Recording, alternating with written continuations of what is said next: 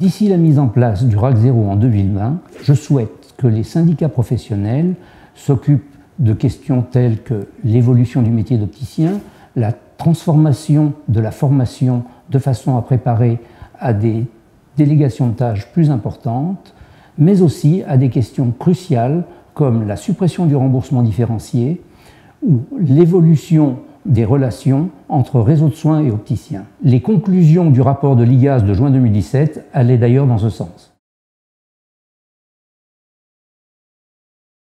Je n'ai rien contre les réseaux. Ils proposent une nouvelle offre de prix, de produits et de services. Mais il faut que les clients puissent choisir leur opticien en fonction de la performance de leur offre.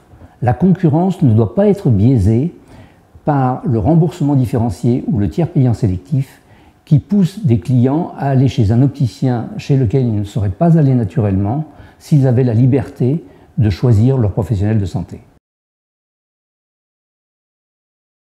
Avec le RAC 0, les réseaux de soins n'ont plus aucune justification, ni sociale, ni économique, ni morale, ni légale. Sur l'aspect social, les réseaux de soins ont réussi à faire accréditer la thèse qu'il y avait un manque d'accessibilité aux soins optiques. Or, il n'y a jamais eu de problème d'accessibilité aux soins optiques liés au prix des équipements.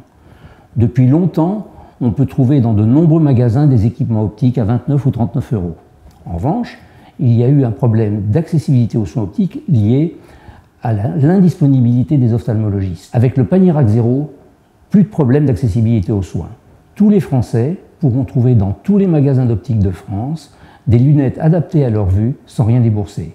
Il n'y aura plus de reste à charge subi, mais uniquement du reste à charge choisi par ceux qui préfèrent s'acheter des équipements optiques de meilleure qualité. Pour justifier leur pertinence économique, les plateformes de gestion ont réussi à accréditer la thèse auprès des pouvoirs publics quels étaient les meilleurs régulateurs possibles du marché. En gros, le marché optique serait régulé macroéconomiquement par l'État au travers du RAC 0 et ce qu'il reste du marché libre devrait être régulé, entre guillemets, plus finement par les plateformes de gestion. Les bras m'en tombent.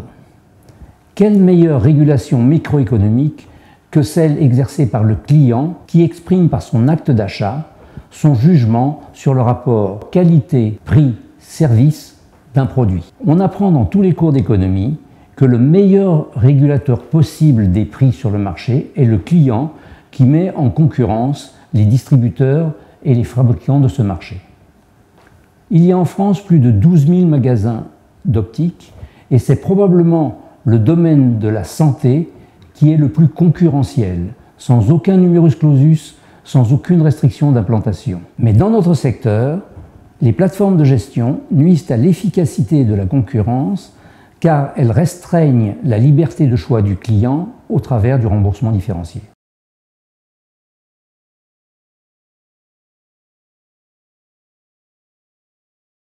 Les plateformes de gestion prétendent qu'elles sont mieux à même de juger du rapport qualité-prix des produits que les clients qui sont forcément moins bien informés que les professionnels que sont les opticiens.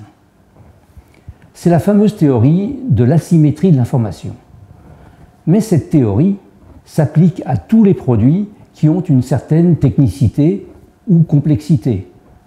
Par exemple, la voiture, le smartphone, l'électroménager ou des services tels que la plomberie, la menuiserie ou la serrurerie. A-t-on créé des plateformes de gestion pour aider les consommateurs à choisir leur voiture, leur smartphone ou leur plombier? À l'évidence, non. Au XXIe siècle, les consommateurs vont se renseigner sur Internet, sur les spécificités techniques de leurs produits. Internet est un vecteur extraordinaire de transparence du marché. On ne peut pas en dire autant sur les contrats d'assurance santé où les assurés ont le plus grand mal du monde à connaître le montant de leur couverture optique en euros. C'est bien dans le domaine de l'assurance santé qu'il existe une asymétrie de l'information entre les assureurs et leurs assurés.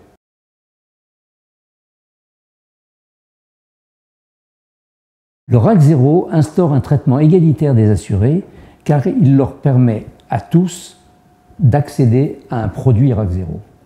Or, il faut bien comprendre que le remboursement différencié permet de mieux rembourser le même produit acheté au même prix selon qu'il a été acheté hors réseau ou dans le réseau, alors que l'assuré paye exactement la même cotisation.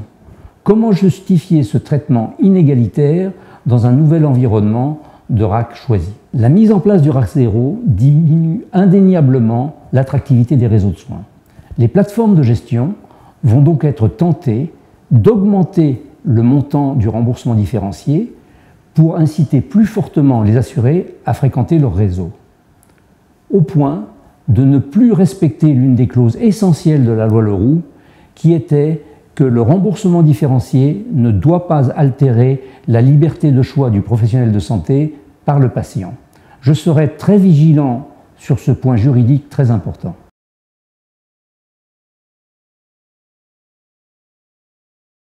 Si nos syndicats professionnels n'obtenaient pas la suppression du remboursement différencié et du tiers payant sélectif, alors nous devrons remettre en cause l'avis de 2009 de l'autorité de la concurrence qui avait jugé que les réseaux de soins étaient pro-concurrentiels. En effet, leur part de marché actuelle est très supérieure à ce qu'elle était en 2009 sur le marché libre. Elle était très minoritaire et elle est maintenant en 2018 majoritaire.